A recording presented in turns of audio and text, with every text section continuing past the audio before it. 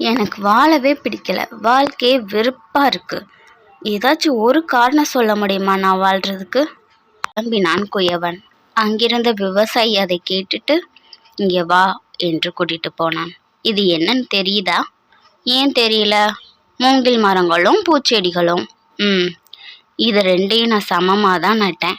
ஆனால் பூச்செடி நல்லா வளர்ந்துட்டு, இந்த மூங்கில் மரமும் 6 மாசம் ஆகியும் ஒரு துளிர் கூட விடல. அதுக்காக நான் மனம் தளரல, விடாம பராமரிச்சேன். அப்புறம் பார்த்தா 6 மாசத்துல கிடுக்கிடுன்னு பெரிய தோப்பா இருக்கு. பாரு, நீயே பாக்குறேல இப்படி வளர்ந்து நிக்குதுன்னு. அது போலதான் அது வளர்றதுக்கான சூழலை மண்ணுக்குள்ள அது உருவாக்கிக்கிச்சு. நம்மளும் நம்ம செய்யற காரியத்துல தாமதமாகுதேன்னு அதை விட்டுறக்கூடாது. நமக்கான சூழலை நம்ம உருவாக்கிக்கணும்.